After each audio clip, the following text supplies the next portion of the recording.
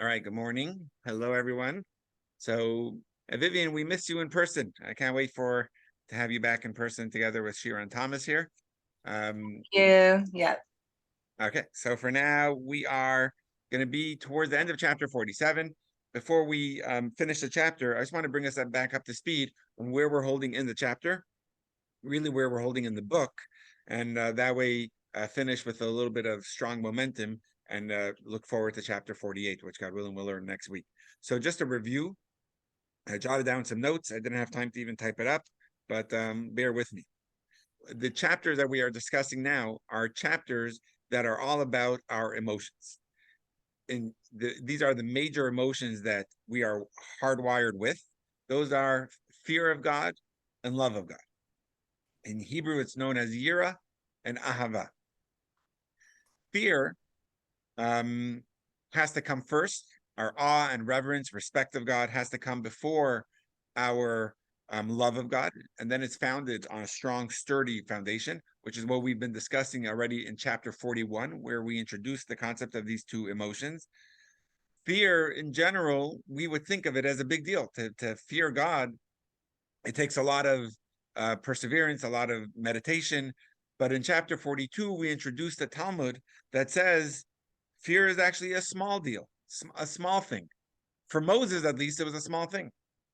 What does that have to do with me? So we learned in chapter 42 that in truth, we each have a layer, a spark of Moses inside of us. And from that spark inside of us, each of us are given the task, and it's not that big of a deal for us to be able to have true, genuine fear, reverence, and awe of God.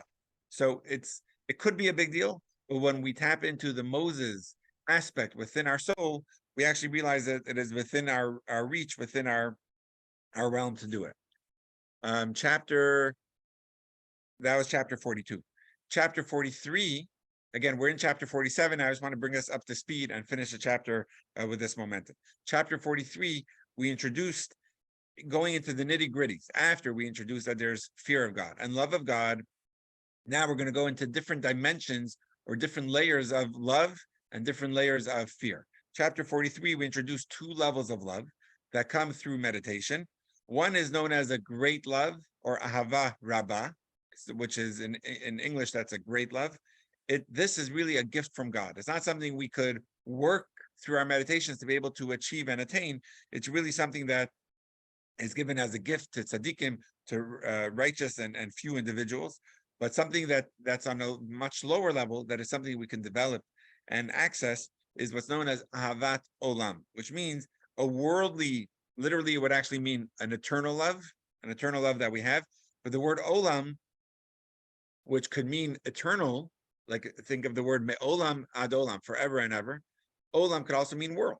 There's olam hazeh, this world, olam haba, the next world. So olam, when it says avat olam, it could mean an eternal love, but it could also mean a worldly love, that we love God through worldly things, or realizing how everything that God made is in this world, meaning everything that is in this world is made from God, and I care about these things, so therefore I should care about God. Meaning, if I love this world and I have so much enjoyment in this world, but in truth, where does it all come from? It comes from God. So if I love this world, I should love the source of this world, which is God. So loving God through worldly matters is the idea of loving God through realizing that the source of everything in this world is actually God. Then we discussed in the same chapter 43 two levels of fear. There's, again, just like we have in love, two levels of love, a higher and a lower. You have two levels of fear. You have a higher level of fear, which is yiras baishas, which is I fear God, what in a higher level of shame. And we explained shame over here as I just want to be absorbed into God's oneness. It's not I'm embarrassed of God, but it's oh my gosh, I'm in God's presence. All I want is to be in his presence and be absorbed in God's oneness. That's a high level of yiras baishas. A lower level is Hashem created all of this, and the vastness of this world is so great So if you look into this world, it's almost like the love, where you look into this world and see, I love this world, I have to love the source of this world. The fear is going a little bit further. We're saying this world is so great, the vastness of this world is so massive, and it all comes from God. So I am humbled by everything in this world, and therefore I am humbled by God. So that's a level of reverence where, oh my gosh, I'm around God, I'm able to be in God's presence, understanding that God created everything in this world. Curious, is this connected? It's not connected anymore, right? How is there a picture on there? It's just It's a regular screensaver, not from my computer. Okay, good, because I'm not connected anymore. Okay, chapter 44, we discussed a hybrid level of love, which is the previous two loves were either a gift given from God, which was Ava Rabba, or it's a gift that I developed through realizing that I already have it, because I love this world, and really the source of this world is God, so therefore I love God. But chapter 44, we discussed a hybrid level of love, or a combination of love, which is I desire my life, and therefore I desire God as much as I love, as much as I desire my life. But a higher level was I desire God, I love God even more than my life. This, we said, was a level that Moshe attained, and Abraham perhaps also attained it, which is a child who will give anything to help their parents. Even they're ready to give their life for the sake of their parents. So we should meditate on just how much we love God like a parent, and that will help us desire God and love God, not only as much as we love ourselves, but even more. So that's a meditation of love that is obviously very extreme, very deep, that I love God as much as a child loves his parents, which will do anything to help their parents and do anything to see their parents live and thrive. Chapter 45, I'm going a little quick. I'm not expecting everyone to remember every detail. Even when I was going through it, I was, going back and forth between pages, because there's obviously many, many levels of these love. Chapter 45, which is really the theme of chapter 47, it starts from chapter 45, where we discuss what seems like a different emotion in our meditation. Till now, we were discussing a meditation of love and fear. Love of God, a meditation to come to love of God, and a fear of God, a meditation to come to fear. But now we introduce a level of compassion. Really, it's not going to be a compassion to God, but it's going to be a compassion that leads us to love God. So I want to explain what that means, but just let's just say the basics over here. In Hebrew, the terms are chesed, gevura, and tiferes. Chesed means kindness, which is where the theme of love comes from. Kindness leads to love. Gevura is restraint or discipline that leads to fear and reverence. And then we have tiferes, which literally would mean beauty, which would lead, or harmony, and it would lead us to compassion, empathy, and pity. So each one is from our patriarch. Exactly. And that's going to be exactly the point. Thank you, Shira. Shira said that each one, we get this emotion from our patriarch. Avram was the level of chesed, kindness. Yitzchak was the level of gevurah, discipline. And Yaakov was a beautiful harmony of the two of these. Yaakov was compassion. So what I'm trying to explain is that, let's start with Avram. As Shira mentioned, Avram was unbridled kindness, unrelenting kindness, no matter to whom. Therefore, regardless of if the recipient was deserving of it or not, Avram gave. He didn't care who you were. So it was Avram's own child, whose name was Ishmael, that at times he was undeserving and he was going in the wrong path, but Avram still gave. It was passerbyers that were crooks and bad people, but Avram still gave, and he hoped to inspire them through the love. And then it would be reciprocated. Another method is Yitzchak. It was the opposite method. Isaac was discriminatory. Now, that usually discrimination is a bad thing. That's how we understand it in our lingo, in our dictionary. But discriminate could also be a very good thing. You give only to the person who is deserving. You say you deserve it, then you don't.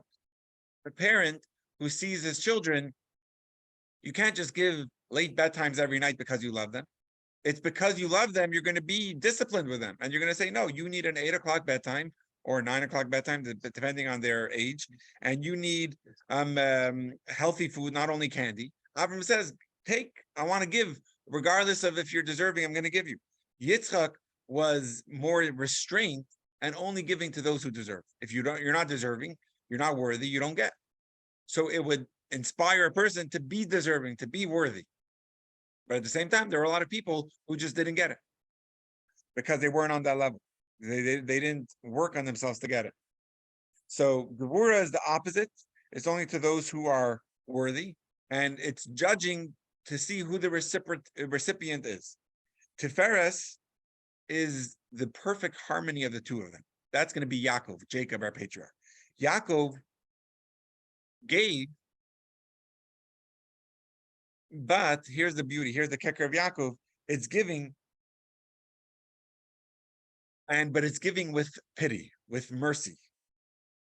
So it's a person who deserves it, but you're going to give based on the pity you have, or even if they're undeserving of it, you're going to give to them, not because you don't care. Like Avram was just like, it's about the giver. Yaakov, it's about the recipient, which was like by Yitzchak, but it's giving nonetheless because you have pity on them. So it's like a homeless person on the street, they don't deserve to get from you. They're not worthy of it, but you're going to give nonetheless, not because of Avram, I'm going to give to anyone. I don't care if you're rich or poor. Avram would be the person on the street who's giving to everyone, regardless of their bank account.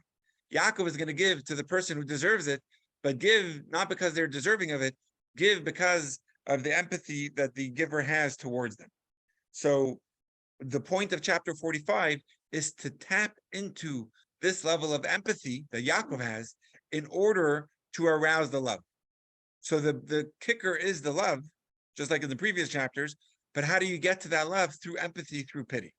There's a verse that I don't know if we quoted in chapter 45, but I definitely mentioned it a month ago or so when we learned chapter 45, that there's a verse in the prophets that says that Yaakov asher pada es Avram, that Yaakov, Jacob, redeemed Abraham. Now, if you look in the history, Avram, Yitzchak, and Yaakov only lived 15 years together. Yaakov was 15 years old when his grandfather Avram died. There is no story in the Torah that Avram was taken as a captive and that Yaakov redeemed him. So what does the verse mean in the prophets that it says Yaakov redeemed Avram? Because it's talking about their personalities that they had. Avram had a personality of unbridled giving, undiscriminately. Yaakov redeemed Avram through his trait and personality of compassion. He also gave, but he gave in a way of compassion that then aroused the love back. So just to explain that, and this is quite a fascinating idea. We know that one of Avram's main right-hand advisors and chief of staff, I would call him, in the Torah is referred to as, he refers himself as Eved Abraham, the servant of Abraham. What was his name? Shira, help me out. Elazar. Oh, Eliezer. Eliezer, right? He was the servant of Abraham that was considered the chief of staff. And he introduces himself at the house of Besuel when he was looking to find a match for Yitzchak. Eved Avram Anoichi, I am the servant of Avram. He's also general. Exactly. So he was the one leading the army together with Avram. Exactly. What happened to Eliezer, after Avram died? Did he go on to Yitzchak? Did he go on to Yaakov? No. He went on his own way because Avram inspired him with love. As soon as Avram wasn't in the picture anymore, as soon as Avram died, the love that he had disappeared. And therefore he just went his own way, which is a crazy thing to think about. So Avram's method of just unbridled love, even to those who are unworthy, could have a negative effect. Whereas when the person that inspires is not there anymore, it disappears. The inspiration stops. Therefore, the access point is gone and there's nothing more. Yaakov is different, where Yaakov redeemed Avram because he gave with compassion. And when you give with compassion, and what happens is that is then going to be reciprocated. And that reciprocation is coming from the person themselves. It's something that they own. And that's the way Yaakov gave. So it's allowing an access point to love, but it's coming through mercy. So the way that it's going to be in chapter 45 is if you meditate on God, your soul will have pity for God, or more to be a little more elaborate here, you'll have pity on the peace of God that is exiled in this world, or the peace of God, the divine energy that is exiled in your body, which is our soul.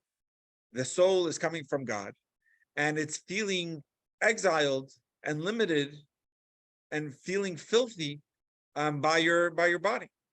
Your soul experiences everything your body is experiencing.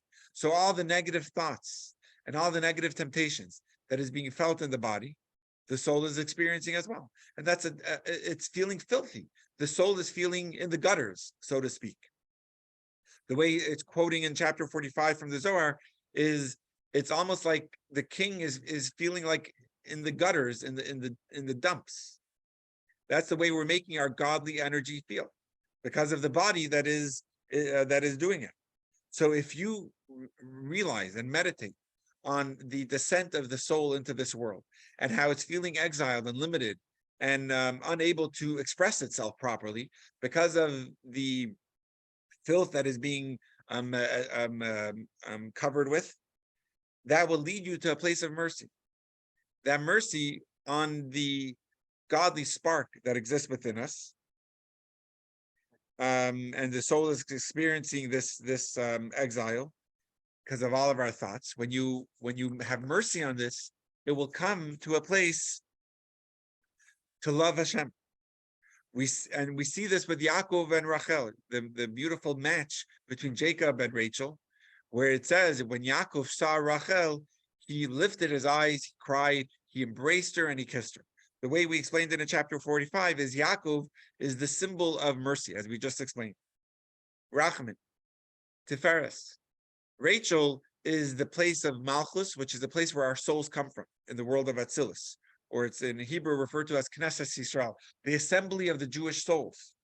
What Yaakov was doing when he saw Rachel is he ran to the souls and he cried. He elicited mercy on behalf of the soul, realizing the exile that they experience, and he arouses compassion on them from when he raises his eyes. He's accessing from a higher point, which is from the Avar Rachamim, from the Father of mercy. And when he does that, he embraces her, which is he enwraps her with mitzvot, and he kisses her, which is so the embrace is a symbol of mitzvot that we do. We embrace God.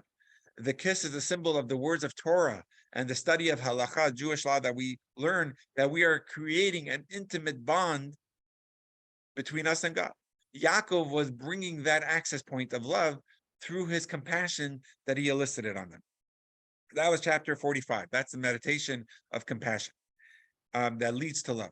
Chapter 46, we had that allows the reciprocation, which is when if you remember, we quoted a verse, just like the water reflects, if you go to water, it reflects whatever is above the water, so too also the heart reflects the heart. When a person shows up to another with love, the response has to be love. If you think about it, if a person is like, oh, I never want to be part of that club, they're all snobby people. But then when the person gets an invitation to join the club, they're like, oh my gosh, they really want me. I want to join. Because when a person comes to another and says, we want you, we need you, or I want you, the automatic response will be, I want you back. That's the way we are wired to behave. So when we need to be aware of Hashem's love, and the beautiful example we gave is like the king that scoops the homeless person that's smelly and filthy by the garbage heap, and brings him to the innermost chambers of his palace that no one else gets to, and he embraces him, and he sets him up with an incredible attention. The response of that person will be absolute love back.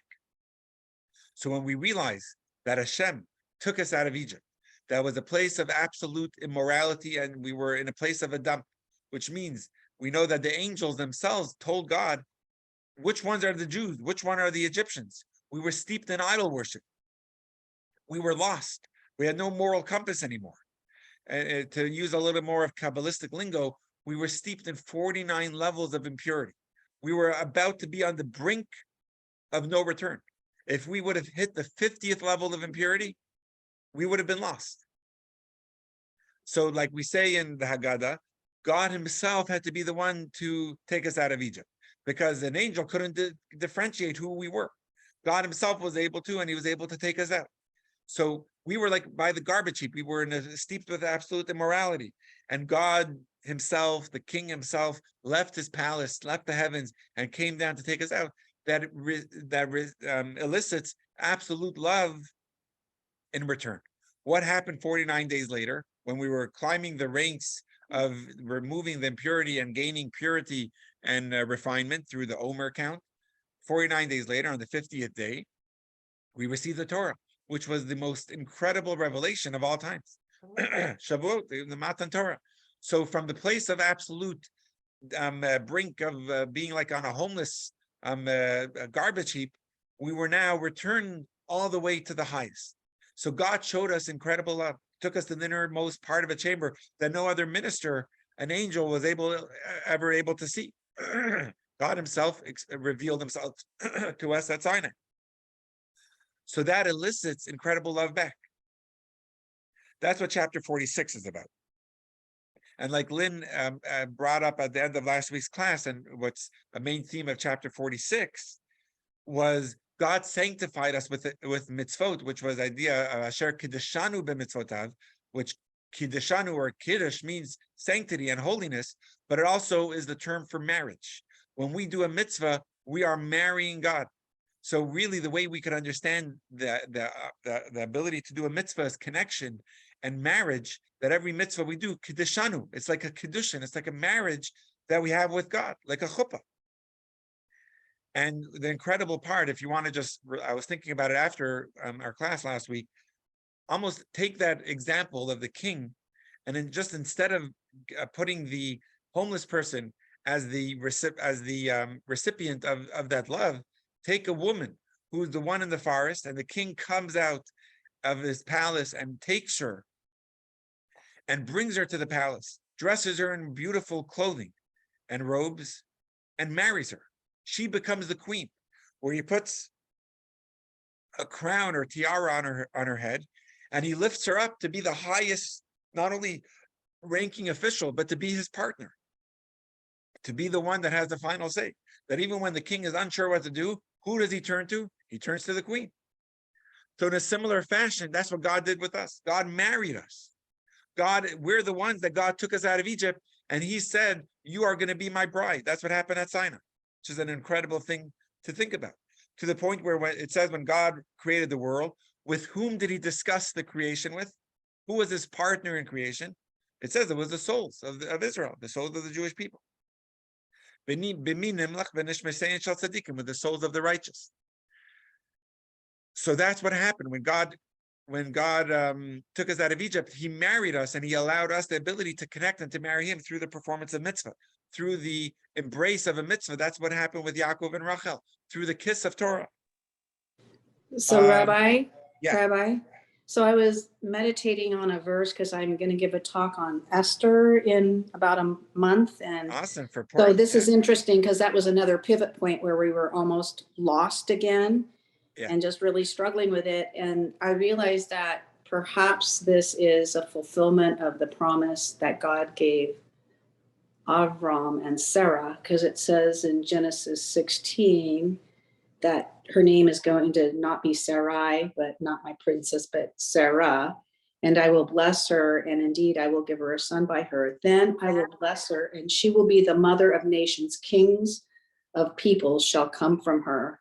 So it's the Jewish people that come from her, but there's nations that come from her. So it's just seems like it's a fulfillment of the promise. And I just never thought about that, how she is a princess, but she's more of a queen of nations. And I'm still my mind is still boggling over that. Awesome, right? Because the yud, from the word Sarai, it means my princess, and Sarah would allow her to be the princess and queen for the world, meaning she was a matriarchal figure for the Jewish people, but also for the world. That's a beautiful way of looking at Queen Esther. And if you want, I think if you want some ideas on Queen Esther, Adina gave, I think, if I'm not mistaken, a few years ago, a beautiful class on Esther, and it's on our website. She went through Thank you. matriarchs of the Jewish people. So she went through Devorah and other giants of the Jewish people. And if you go on jewishnevada.com/virtual, you'll click on Nadina's recordings, and you'll see some classes on women figures in Judaism.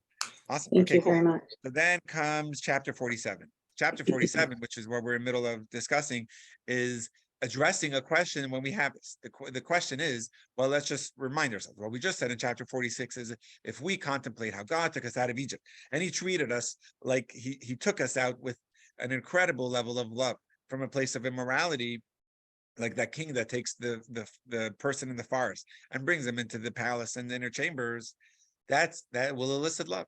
But the question we will have is, what are you talking about? The story of Egypt happened 3,000 years ago. God didn't show me that love as he showed the Jewish people back then. If God would show us the love, then I would have a different response. But it's not personal. It happened thousands of years ago. So comes along chapter 47 and quotes a very famous Mishnah that we also quote in our Haggadah that we say on Passover, that's bechol dar v'dar, in every single generation, and really in every single day, we have to consider ourselves as if today I have left Egypt, which means Egypt is not just a story. Egypt has to be something that I experience daily. So that was obviously, these words are ones that you heard of many times, especially if you've been around Chassidus and Chabad and at a Chabad Seder. We always repeat this idea, and Thomas was mentioning it last week after the class. But we have to realize that we leave Egypt today. We inherited from Avram the ability to overcome our bodily limitations. We learned how to become one with God through Torah. Avram started this to overcome his bodily figure. He actually, as Lynn was just quoting about Sarah getting a new name, when Avram received a new name, the new name was only adding an extra letter hey. A hey, which equals the Hebrew number for 5, equals the number 5, is that at the age of 100, he was given the ability to be in control over his 5 outputs, or his 5 holes of his body. If you think of it from Avram, which was his name before, it became Avraham, that he was given control over his eyes, his ears, his nose, his mouth, and also his bris, even his organ, he was given control over through his circumcision ceremony. And that's something that we have ability to have control over our bodily limitations or over our bodily temptations. So that's something that it's not only in Egypt that was experience of an exodus back then, but it's something that we have limitations now, and that we can experience an exodus from our own Egypt and limitations daily in our life. So how? Through Torah. God is one with the Torah. So through studying Torah, it allows us to raise up over our limitations, because Torah is one with God. So when we study Torah, we are accessing the divinity or the oneness with God. And as I mentioned last week, Torah is not a book written by God. Torah is God written in book form. So when we study Torah, we are accessing God. Or if you remember, what we quoted last week was the opening word of the 10 Commandments, which was God introducing himself to the Jewish people. And really, as I may have mentioned this, first impressions are very important. So God's first impression that he gave the Jewish people was the word Anochi. Anochi means I am your God, which is a very personal, direct, in a possessive way, meaning your God in the individual. But also Anochi is an acronym of 4 Hebrew words. Ana nafshik savis yavis. I have given myself, my soul, in this writing, which means it's God in book form. That's what God was saying in the opening words of the 10 Commandments. So, and that's where it's going to take us for now in this coming last few pages. God tells us in the Torah portion that we're going to have in around 5 weeks, v'yikhuli truma, when God commands us to build a sanctuary, he says, v'yikhuli, you should take for me the donations, which means all the gold and silver that you're going to collect from the Jewish people should go towards building the Mishkan, a sanctuary. But if you look at the words better, the words are v'yikhuli, you shall take me, which means through the performance of mitzvahs, you're creating a sanctuary, you are getting me. You are creating a direct connection with me. Or what we say in our Amidah of the holidays, Vatitan lanu. We say actually daily in our Amida, Vatitan lanu Hashem Elokeinu be'ahava. God has given us with love. And then it says the prayer that God has given us. But if you take just those words, what the Alter Rebbe says is translate those words. It's not, instead of saying God has given us with love, God lovingly gave us himself. God was given to us with love. And that will elicit an incredible reciprocation of love in return. And just one final point, and then I'll take questions. That's why, and Freda was asking this last week, is what's the connection with the Shema?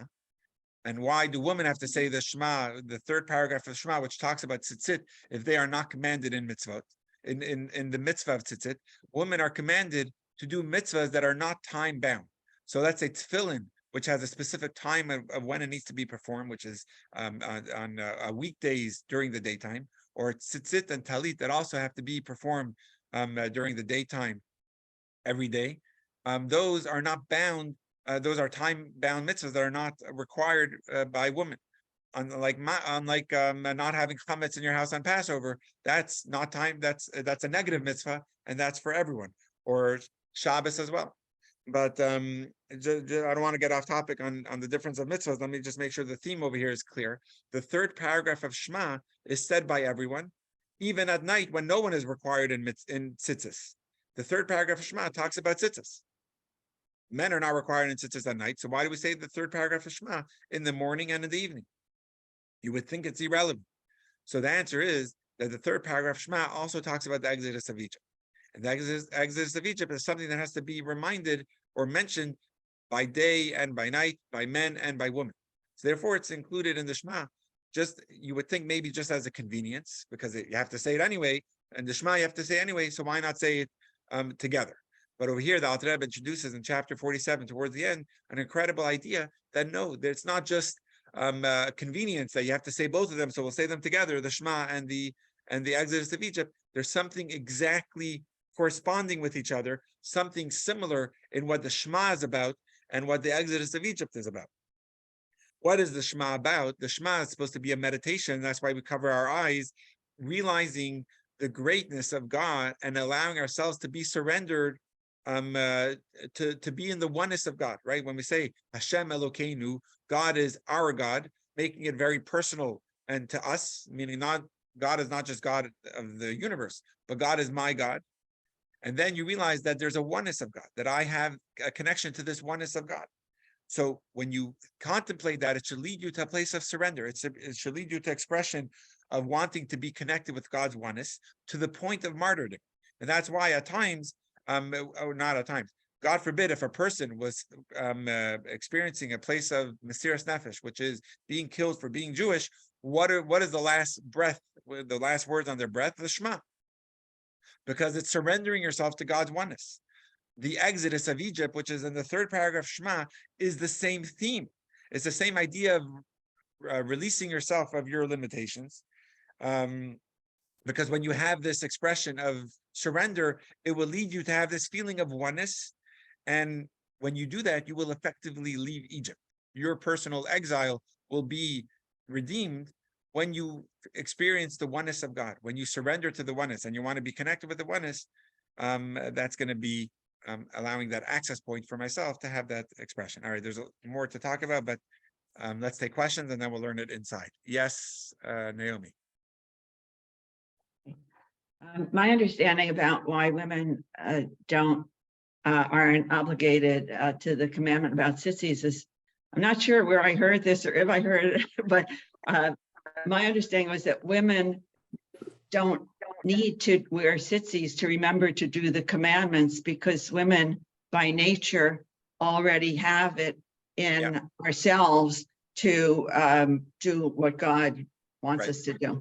100% accurate. I'm not going to get into it because it's going to end the class for the next 20 minutes if I continue that theme, but I want to finish the chapter. So I think we spoke about that before. We could talk about it another time, but I don't want to. It's a very good point. You're 100% right, but I'm not going to derail the class with, even though I did mention that point, it was just to get to the tzitzis point that I wanted to, but yeah, we'll leave it at that.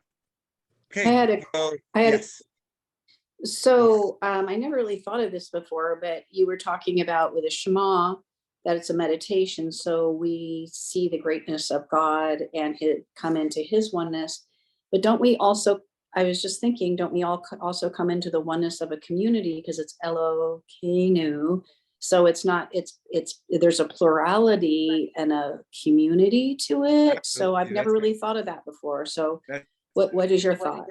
Oh, for sure, absolutely. And if anything, when you say the Shema together with community, and if you think of, even if you say the Shema just in your home, on Yom Kippur, what's the last verse we say at the end of Yom Kippur? Everyone together says the Shema. With the ark open, we all say the Shema together, because there's incredible impression and inspiration that happens when we say the Shema as a community, oneness that is being developed together with God. I love that point. Not it's ours. That's a very powerful point. I will take that. Thank you. All right, we will continue inside. So that will take us to chapter 47 pages, I think. Robin, what page did you say it is in the book?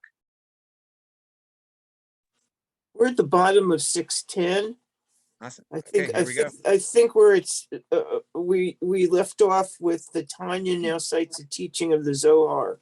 Yes, exactly. Awesome. Thank you. Perfect. So that takes us to the second paragraph of the Kindle page. The Tanya cites a teaching of the Zohar, which stresses this idea as the Holy Zohar comments on the verse in Exodus, that they should take me, or v'yichuli, an offering. They should take me, an offering. So it's talking about the sanctuary, talking about giving donations for the sanctuary, but literally, the instruction they should take refers to the offering at the end of the offering is to be taken.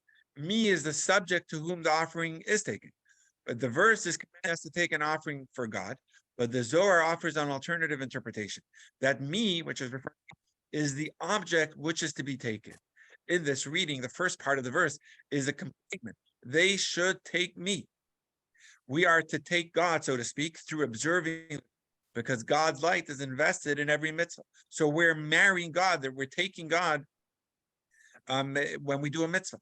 God's light is invested in every mitzvah. It's a very, very powerful.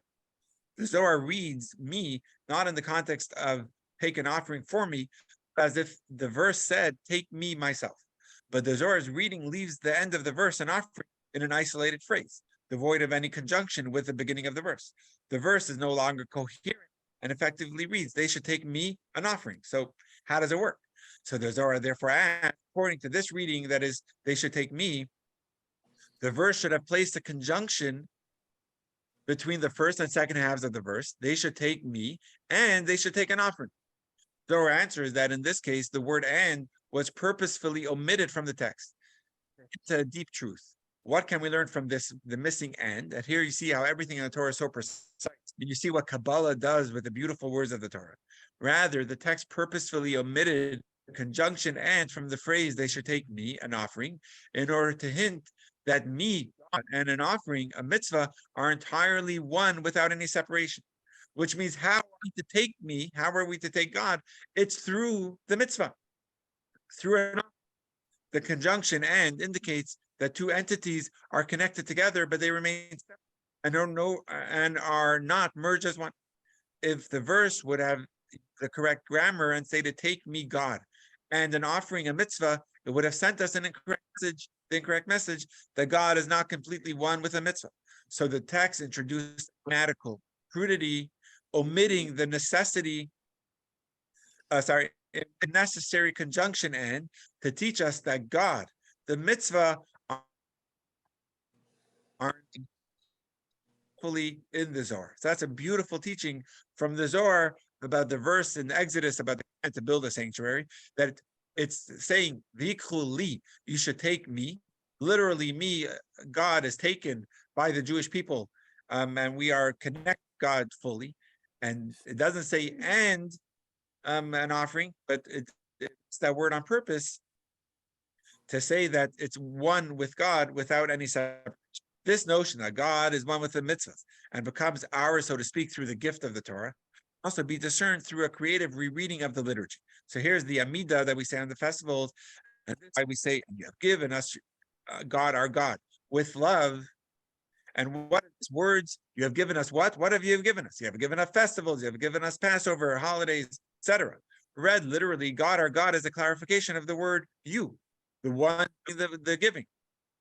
It is as if the verse had said, God, our God has given us. But in the Tanya's reading here, God, our God, is the object being given. Meaning, when it says, we have been given God, that's how, let's see inside. You have given us our God. Means that you, God, have given us the opportunity to have God as our own. The possibility of God becoming our God. It is as if the text stated, and through the bond of the mitzvah, you have given us the opportunity to make God our God. And similarly, for with the light of your face, you give us, God, our God, the Torah of life, which is our Amidah prayer daily, or a concept we say towards the end of the Amidah. This could similarly be read for the light of your face. You have gave us the opportunity to make God our God. Hold on 1 second. My computer needs charging.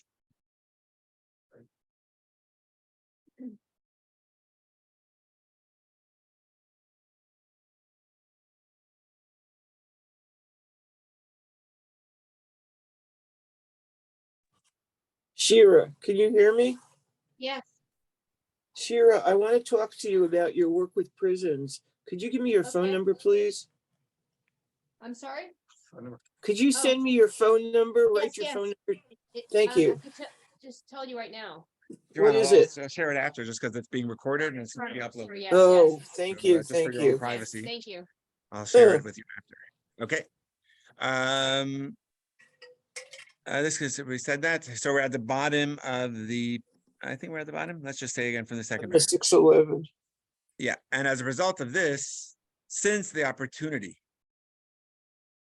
actually, let me go up one more paragraph. This could similarly be read, for with the light of your face, you gave us the opportunity to make God our God, which is such a powerful statement. Again, this is how Hasidus looks at the reading of the simple Amidah. Instead of saying God has given us, and the next words, God, that's the main thing. God has given us the opportunity to be connected with God. When we study Torah and do the mitzvah, we have that opportunity to be one with God. And as a result of this, since the opportunity to be one with God has been given to us all as an inheritance and a gift that we don't have to earn, nothing other than our will is holding us back from connecting our souls with God's oneness and light, meaning we have this bequeathed to us from Abraham. This is an inheritance and a gift to be one with God. The only thing holding us back is ourselves. Since if a person doesn't want to connect with him at all, God forbid, he has the free will to do so, meaning God gave us free choice. If we want to connect to God, it's ours. It's ours to have.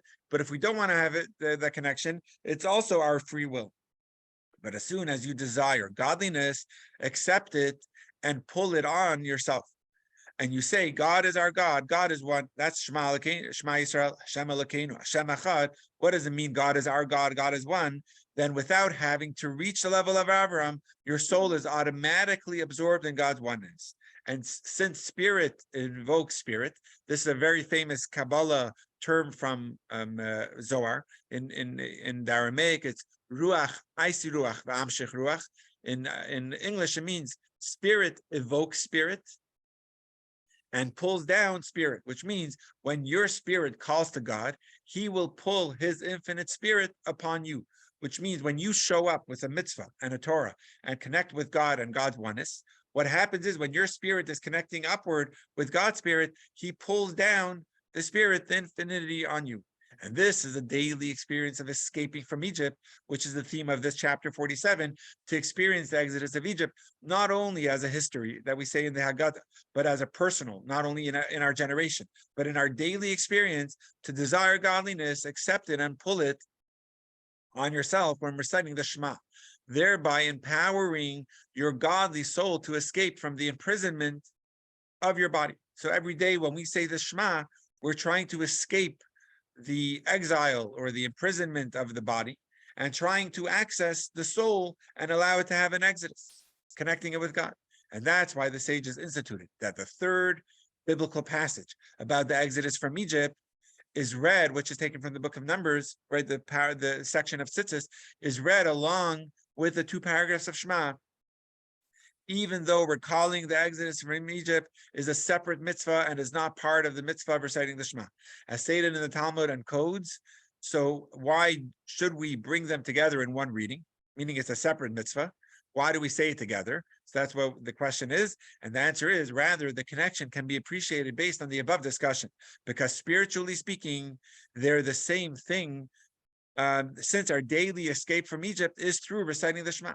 When we recite the Shema, we're surrendering to God's oneness, we're connecting with God and empowering your soul to be, to experience Exodus. That's what the Shema is supposed to be, to realize the oneness of God and that God is our God, to have that as our access point and connection. When we do that, we're experiencing the Exodus of Egypt. That's why, as Tanya says over here, they're put together. So it's an incredible thing. If you weren't learning Tanya, the meaning of why we say the Shema is because we have to have God's sovereignty over us. The meaning of why we mention the Exodus every day is because we have to remember it as a commandment. But over here, what the Tanya says is, no, we put them together. In the same Shema, we have the Exodus of Egypt mentioned with our recital of the Shema, because the theme of both of them is exactly the same point. When we meditate on what Shema is about, which is about allowing and surrendering ourselves to God's oneness, which means allowing our soul to experience Exodus from the enslavement of our body, and for God to be our God, to have that as our access point. And then it pulls upon us the infinity of God and allowing us to be one with God. When we do that, we're experiencing Exodus from Egypt daily. We're fulfilling the next mitzvah, which is recited in the third paragraph of the Shema. And that's why the passage about the escape from Egypt concludes, I am God, Ani Hashem, your God, Elokeichem, which is the same concept mentioned above, that through the Exodus, God becomes our God. In conclusion, when you will contemplate how every single day God shows you the love of a great king, who comes to a lowly man disheveled and cast in the garbage and lifts him out from the dirt, from the imprisonment of your body, you will naturally want to mirror a great love back to him. And we will continue to explore this theme in the following chapters. Let's finish with the practical lessons that are taken from throughout the chapter. So this is actually, I mentioned this last week, I think. It's the shortest chapter in the Tanya, but a lot of times the shortest are the sweetest. That's such a powerful point, such a powerful punch, to realize that the Exodus from Egypt is a daily work that we need to do, not only a story. And how do we resonate with the story? It's through the idea of the king, that if we contemplate how just like God took the Jews out of Egypt when we were steeped in immorality, and yet he showed us incredible revelation, God is doing the same with us every day. And we have the ability to connect with God's infinity. Through doing a mitzvah, we overcome the limitations of our body, and we have this, we are marrying God through a Torah study and through a mitzvah. And when we do that, it brings out this incredible love that we have. So it starts with a compassion, but it brings out this incredible love, which is the theme of the emotions that we're talking about. Practical lessons. You escape from Egypt every day when you release yourself from the self-centered energy of your body and become absorbed in God's infinite light. This happens anytime you do a mitzvah, but be aware of it, especially when reciting the Shema. When you say the words, God is our God, God is one, Hashem Elokeinu, Hashem Echad, think how your ego is being voided as you are absorbed in the oneness of the blessed infinite light. Spiritually speaking, saying the Shema is the same thing as escaping Egypt. That's why we read the two ideas together every day. This ability to escape your limitations and connect with the infinite light is God's gift and inheritance to you in the Torah. You don't have to earn it, right? Abraham earned it, but you just need to do it. We have it bequeathed us, inherited already as a gift from our forefathers. We just need to actually do it, but we have it. It's our free choice, but we have it if we want it. All right, that will take us to the end of the chapter. Great job, everyone. And that will put us to chapter 48, which we will learn next week. Okay, everyone, stay safe out there. It's quite crazy weather. Lynn, are you getting snow by you, or is it? No, but it's cold. I have one quick question. Actually, Sure. it's a quick question, but a long answer, so you don't have to answer now. But Okay. I've been thinking about Hilda of blessed memory, never met her, Yeah. but she sounded precious. Yeah. So when souls are released at death, and you've probably been at a number of bedside where people are breathing their last,